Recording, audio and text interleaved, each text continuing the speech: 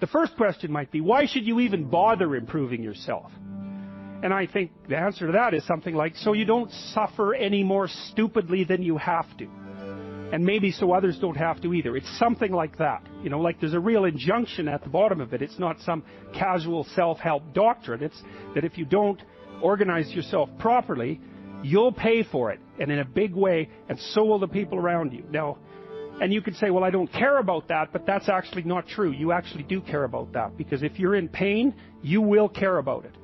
And so you do care about it, even if it's just that negative way, you know. It's very rare that you can find someone who's in excruciating pain who would ever say, well, it would be no better if I was out of this. Sort of pain is one of those things that brings the idea that it would be better if it didn't exist along with it. It's incontrovertible. So you get your act together so that there isn't any more stupid pain around you than necessary. Well, so then the question might be, well, how would you go about getting your act together? And the answer to that, and this is a phenomenological idea too, it's something like, look around for something that bothers you and see if you can fix it. Now, I often tell people too, fix the things you repeat every day, because people tend to think of those as trivial, right? You get up, you brush your teeth, you have your breakfast, you know, you have your routines that you go through every day. Well, those probably constitute 50% of your life. And people think, well, they're mundane, I don't need to pay attention to them. It's like, no, that's exactly wrong. The things you do every day, those are the most important things you do. Hands down. All you have to do is do the arithmetic. Let's say you go into you can do this in a room. It's quite fun to do it just when you're sitting in a room, like a room, maybe your bedroom. You can sit there and just sort of meditate on it and think, okay, if I wanted to spend 10 minutes making this room better, what would I have to do? And you have to ask yourself that, right? It's not a command, it's like a genuine question. And things will pop out in the room that you know, there's a stack of papers over there that's kind of bugging you, and you know that maybe a little order there would be a good thing, and you know, there's some rubbish behind your computer monitor that you haven't attended to for like 6 months, and the room would be slightly better if it was a little less dusty and the cables weren't all tangled up the same way. And like, if you allow yourself just to consider the expanse in which you exist at that moment, there'll be all sorts of things that'll pop out in it that you could just fix.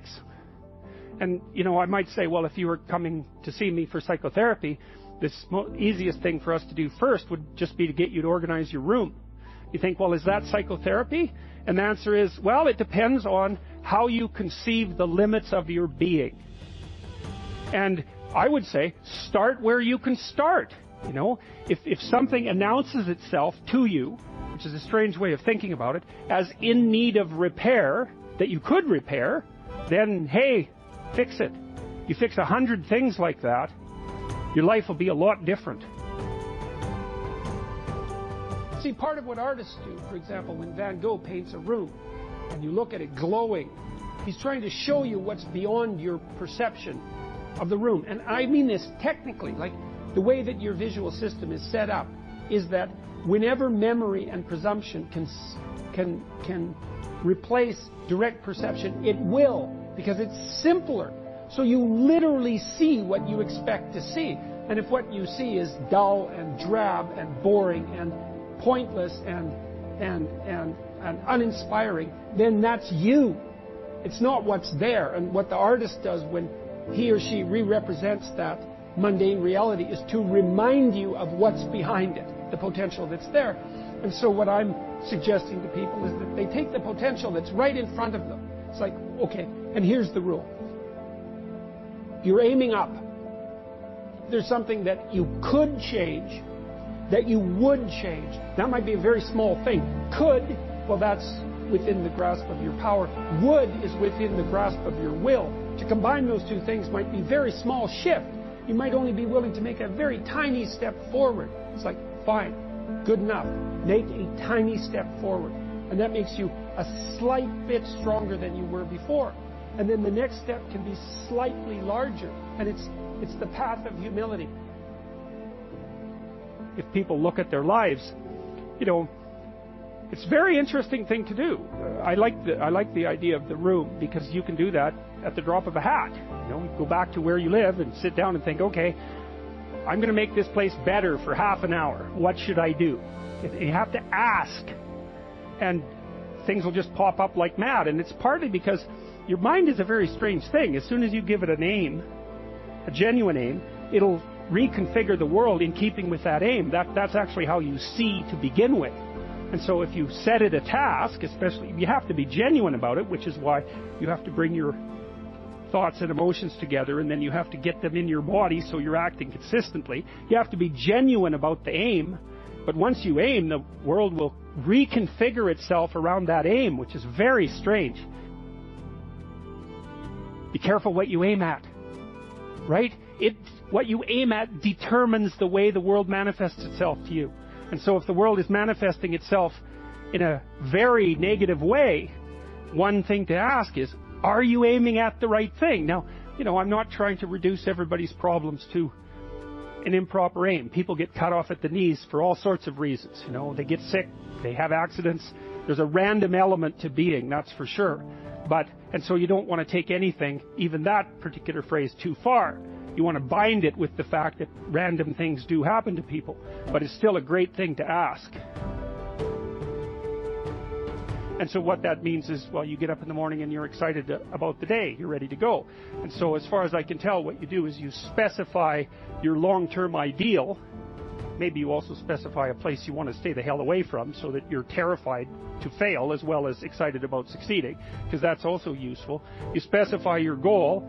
You do that in some sense as a unique individual. You want to specify goals that make you say, oh, if that could happen as a consequence of my efforts, it would clearly be worthwhile. Okay, well, this is what I'm aiming for. How does that instantiate itself day to day, week to week, month to month? And that's where something like a schedule can be unbelievably useful. Google Calendar. It's like, make a damn schedule and stick to it. Okay, so what's the rule with the schedule? It's not a bloody prison. That's the first thing that people do wrong. They say, well, I don't like to follow a schedule. It's like, well, what kind of schedule are you setting up? Well, I have to do this, then I have to do this, then I have to do this, and then I just go play video games, because who wants to do all these things that I have to do? It's like, wrong. Set the damn schedule up so that you have the day you want. That's the trick. It's like, okay, I've got tomorrow. If I was going to set it up so it was the best possible day I could have, practically speaking, what would it look like? Maybe 20% of your day has to be responsibility and obligation, or maybe it's more than that, depending on how far behind you are. But even that, you can ask yourself, okay, well, I've got these responsibilities. I have to schedule the damn things in. What's the right ratio of responsibility to reward? And you can ask yourself that, just like you'd negotiate with someone who is working for you. It's like, okay, you got to work tomorrow. Okay, so I want you to work tomorrow. And you might say, okay, well, what are you going to do for me that makes it likely that I'll work for you? Well, you could ask yourself that, So maybe you do an hour of responsibility and then you play a video game for 15 minutes. I don't know, whatever turns your crank, man. But, you have to negotiate with yourself and not tyrannize yourself. Like you're negotiating with someone that you care for, that you would like to be productive and have a good life. And that's how you make the schedule. It's like, and then you look at the day and you think, well, if I had that day, that'd be good. Great. And you're useless and horrible, so you'll probably only hit it with about 70% accuracy, but that beats the hell out of 0, right? And if you hit it even with 50% accuracy, another rule is, well, aim for 51% the next week, or 50.5% for God's sake, or because you're going to hit that position where things start to loop back positively and spiral you upward. And so that's one way that you can work on your conscientiousness, is plan a life you'd like to have. We're built for a burden, and we're not happy without that burden, and we want to find the one that suits us. And that's difficult. It's part of the adventure of life to seek out the burden that suits you. But when you have that, then yes, then hopefully you're operating in harmony with the requirements of those around you. You make yourself a reasonably, morally respectable individual. And so now you're not blinded as much by your own proclivity for uselessness and malevolence. And then you can integrate all that. You can integrate all those rules. And that's the beginning of the development of character. And then you can then you can embody the union of the rules. It's something like that. Well, the mission is the improvement of your character, the constant improvement of your character. And I think a lot of that's done in dialogue with your conscience. It's like your conscience is always telling you. Socrates said this thousands of years ago. Your conscience is always telling you what you shouldn't be doing. And one of the things Socrates said was what discriminated him from the run-of-the-mill person, and why perhaps we still know of him so many thousands of years later, was that when his conscience told him not to do something, he didn't do it. He stopped saying the things that he shouldn't have been saying, and he stopped doing the things he shouldn't have been doing. And that's a start, you know. That's a discipline, I would say. That's the ability to follow a certain kind of intrinsic discipline. And maybe that's merely the cessation of evil. That's not exactly the same as the pursuit of positive good. Let's say you haven't got there yet, but that's a start. You clear away the obstacles from your vision by ceasing to engage in those activities you know to be wrong. And then the world starts to lay itself out in more pristine form. And then maybe you can start to apprehend what would be positively good instead of merely not wrong. It's psychologically meaningful to pursue the highest of goals and the development of your character, but it's also the best possible thing that you can do practically here and now in the material world to make it less terrible than it might otherwise be. There are times in your life when you're not going to be happy, and then what are you going to do? Your goal is demolished. And there are going to be plenty of times in your life when you're not happy. There might be years. And so it's a shallow boat in a very rough ocean. And it's based upon a misconceptualization. Happiness is something that descends upon you. Everyone knows that. You know, it comes upon you suddenly. And then you should be grateful for it, because there's plenty of suffering. And if you happen to be happy, well, wonderful. Enjoy it. Be grateful for it. And maybe try to meditate on the reasons that it manifested itself, right? Because it can come as a mystery, you know. You don't necessarily know when you're going to be happy. Something surprising happens and delights you. And you can analyze that. You can think, well, I'm doing something right. I'm in the right place right now. I've done something right. Maybe I can hang on to that. Maybe I can learn from that. What you should be pursuing instead is, well, there's two things. You should be pursuing who you could be. That'd be the first thing. It's like, because you're not who you could be, and you know it. You have guilt and shame and regret, and you berate yourself for your lack of discipline and your procrastination and all your bad habits. You know perfectly well that you're not who you could be. And God only knows who you could be. And so that's how you should be that's what you should be striving for. And associated with that, you should be attempting to formulate some conception of the highest good that you can conceive of, that you can articulate. Because why not aim for that? It's like your life is short and it's troublesome. And perhaps you need to do something worthwhile with it. And if so, then you should do the most worthwhile thing. And you should figure out what that is for you. And part of that's definitely going to be to develop your character as much as possible, to dispense with those parts of you that are unworthy.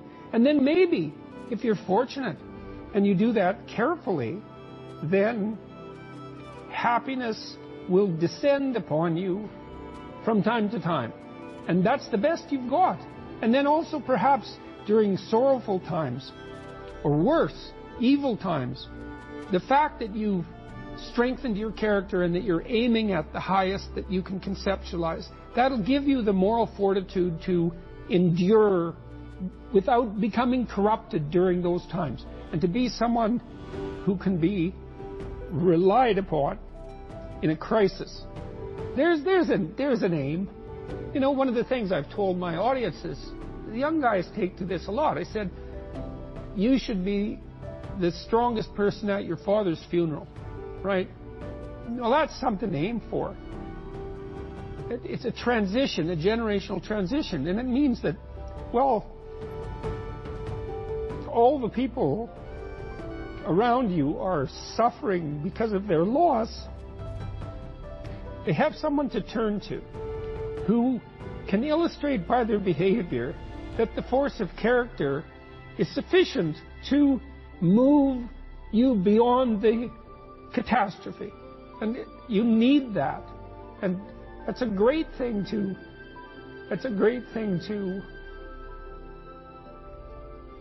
hypothesize as your aim. And happiness just evaporates as irrelevant in light of that sort of conceptualization. The internal problem is, how do you deal with tragedy and malevolence? And you can say, well, I'm not prepared. It's like, yeah, fair enough. Unsurprising, especially if you were overprotected as a child. It's not a good idea to overprotect your kids, because the snakes are going to come into the garden no matter what you do. And so then you, instead of trying to keep the damn snakes away, what you do is you arm your child with something that can help them chop them into pieces and make the world out of them.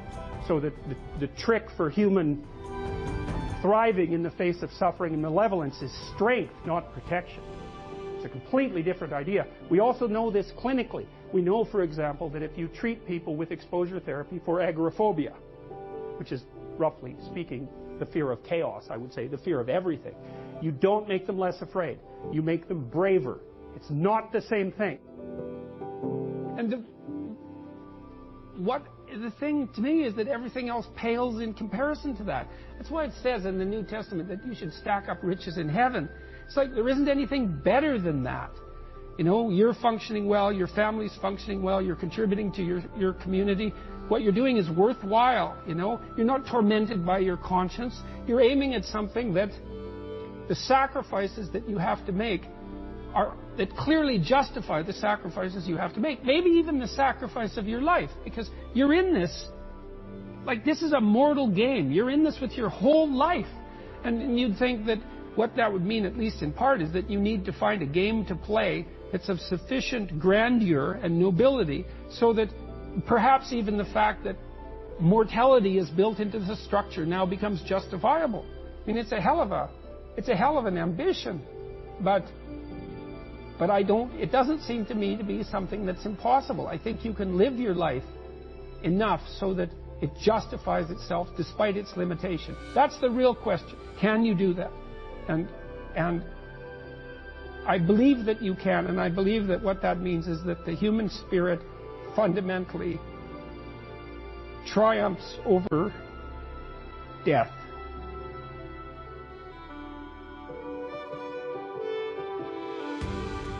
The world shifts itself around your aim, because you're a creature that has an aim.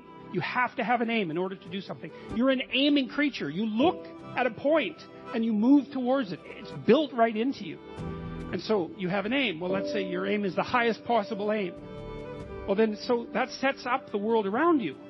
It organizes all of your perceptions. It organizes what you see and you don't see. It organizes your emotions and your motivations. So you organize yourself around that aim. And then what happens is the day manifests itself as a set of challenges and problems. And if you solve them properly, then you stay on the pathway towards that aim. And you can concentrate on the day. And so that way you get to have your cake and eat it too. Because you can point into the distance, the far distance. And you can live in the day. And it seems to me that makes every moment of the day supercharged with meaning. That's how, because if everything that you're doing every day is related to the highest possible aim that you can conceptualize, well, that's the very definition of the meaning that would sustain you in your life. Well, and then the issue is, well, back to Noah. Well, all hell's about to break loose and chaos is coming. It's like when that's happening in your life, you might want to be doing something that you regard as truly worthwhile. Because that's what will keep you afloat when everything is flooded. And you don't want to wait until the flood comes to start doing that, because if your ark's half built and you don't know how to captain it, the probability is very high that you'll drown. Human beings are weird creatures because we're much more activated by having an aim and moving towards it than we are by attainment. And what that means is you have to have an aim. And that means you have to have an interpretation. And it also means that the nobler the aim, that's one way of thinking about it, the better your life. And that's a really interesting thing to know because, you've heard ever since you were tiny that you should act like a good person and you shouldn't lie, for example. And you might think, well, why the hell should I act like a good person and why not lie? Even a 3-year-old can ask that question because smart kids learn to lie earlier, by the way. And they think, well, why not twist the fabric of reality so that it serves your specific short-term needs? I mean, that's a great question. Why not do that? Why act morally? If you can get away with something and it brings you closer to something you want, well, why not do it? These are good questions. It's not self-evident. Well, it seems to me tied in with what I just mentioned. It's like you destabilize yourself and things become chaotic. That's not good. And if you don't have a noble aim, then you have nothing but shallow, trivial pleasures, and they don't sustain you. And that's not good because life is so difficult, it's so much suffering, it's so complex. It ends and everyone dies and it's painful. It's like without a noble aim, how can you withstand any of that? You can't. You become desperate, and once you become desperate, things go from bad to worse very rapidly when you become desperate. And so there's the idea of the noble aim, and it's not something. It's something that's necessary. It's the bread that people cannot live without, right? It's not physical bread. It's the noble aim. And what is that? If you configure your life so that what you are genuinely doing is aiming at the highest possible good, then the things that you need to survive and to thrive on a day-to-day basis will deliver themselves to you. That's a hypothesis. And it's not some simple hypothesis, right? Because what it basically says is, if you dare to do the most difficult thing that you can conceptualize, your life will work out better than it will if you do anything else. Well, how are you going to find out if that's true? Well, it's a Kierkegaardian leap of faith. There's no way you're going to find out whether or not that's true unless you do it. So no one can tell you either, just because it works for someone else. I mean, that's interesting and all that, but it's no proof that it'll work for you. You have to be all in this game. All right, so you're always in one of these little frameworks, and there's just no getting out of it. And that's because, at any given moment, it's like field theory. There used to be psychological theories that talked about the field of human experience, something like that. And this is kind of what that is. This is a field, and basically what happens is you parse out a little part of the world, say, and so an amount you can handle. So let's say it has some duration. You're not aiming at something 50 years in the future. It's because how the hell are you going to do that? There's too many variables, So you're aiming at some handleable amount of time, and you posit a goal in there, and you plot your route, and then that tells you what's up and tells you what's down, because up moves you towards the goal and down moves you away from the goal, and that sets up your motivational framework so that you have something worth attaining. That's a really interesting thing to know, too. It's like, why have a goal? Well, it's easy. No goal, no positive emotion. Because you experience positive emotion by noticing that you're moving towards a goal. And so if you don't have a goal, well, you can't have any positive emotion. So you better have a goal. One thing to remember is that if you don't erect a hierarchical structure with something to aim at, you got no positive motivation, because you experience positive motivation in relationship to a goal, not from attaining the goal. That's satisfaction. And besides, it's fleeting. You know perfectly well. You graduate from university, poof, next day you have a problem, which is what do you do next? And that's a tough problem. It's not like you've solved your problems by winning that game. You just introduced the problem of having to introduce another game. So it's unreliable as a source of positive emotion, but what's reliable is you set a goal and you try to attain it, and then that gives your life, that literally provides your life with meaning. And so you might say, well, what should the goal be? Well, we could start by saying, well, any goal is better than none. And then we might say, well, it should be a goal that other people will let you pursue, because otherwise it's going to be kind of difficult. And maybe they'll be even happy to help you pursue it. That would even be better. And maybe it's a goal that would enable you to learn how to pursue other goals while you pursue that goal. Boy, that would really be good. And so you can see that your goal is parameterized But that doesn't mean that any old goal works. It means there's some goals that work nicely and some not so nicely. There are playable games and non-playable games. That's a good way of thinking about it. And you want to have a playable game. And there's a lot of them. Lawyer, plumber, actor, whatever. They're playable games. And it's not obvious which one's better, but it's certainly obvious which ones are sustainable and which ones are worse. So there's a set of playable games, and you need to extract from that set of playable games a game that suits you. And that would be partly due to your temperament, because extroverted people want to play an extroverted game, and highly neurotic people want to play a safe game, and agreeable people want to play a generous game, and disagreeable people want to play a game that's highly competitive so they can win, and, fine. But they're all within the realm of playable games. The world's way more complicated than a text, and so there's an infinite number of ways that you can look at the world. And so how do we know that any one way is better than any other way? That's a good question. Now, the postmodern answer was we can't. And that's not a good answer, because you drown in chaos under those circumstances, right? You can't make sense of anything. And that's not good, because it's not neutral to not make sense of things. It's very anxiety-provoking. It's very depressing, because if things are so chaotic that you can't get a handle on them, your body defaults into emergency preparation mode, and your heart rate goes up, and your immune system stops working, and like you burn yourself out. You age rapidly because you're surrounded by nothing you can control. That's an existential crisis, right? It's anxiety-provoking and depressing. Very hard on people. And even more than that, it turns out that the way that we're constructed neurophysiologically is that we don't experience any positive emotion unless we have an aim and we can see ourselves progressing towards that aim. It isn't precisely attaining the aim that makes us happy. As you all know, if you've ever attained anything, because as soon as you attain it, then the whole little game ends, and you have to come up with another game, right? So it's Sisyphus. Well, you don't want to suffer so much that your life is unbearable, right? That just seems self-evident. Pain argues for itself. I think of pain as the fundamental reality, because no one disputes it, right? I mean, even if you say that you don't believe in pain, it doesn't help when you're in pain. You still believe in it, right? You can't pry it up with logic and rationality. It just stands forth as what the fundament of existence, and that's actually quite useful to know.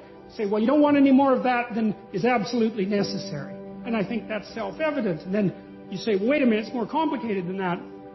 You don't want any more of that that's necessary today, but also not tomorrow, and not next week, and not next month, and not next year. So however you act now, better not compromise how you're going to be in a year, because that would just be counterproductive. That's part of the problem with short-term pleasures, right? It's like act in haste, repent at leisure. Everyone knows exactly what that means. So you have to act in a way that works now and tomorrow and next week and next month and so forth. And so you have to take your future self into account.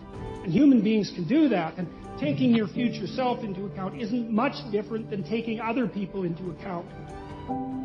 There's no better pathway to self-realization and the ennoblement of being than to posit the highest good that you can conceive of and commit yourself to it. And then you might also ask yourself, and this is definitely worth asking, is do you really have anything better to do? And if you don't, well, why would you do anything else? And the probability is that if you manifest yourself properly in the world, that those things will come your way is extraordinarily high. And I believe that that's exactly right. I mean, I've watched people operate in the world, and I would say that there is no more effective way of operating in the world than to conceptualize the highest good that you can and then strive to attain it. There's no more practical pathway to the kind of success that you could have if you actually knew what success was.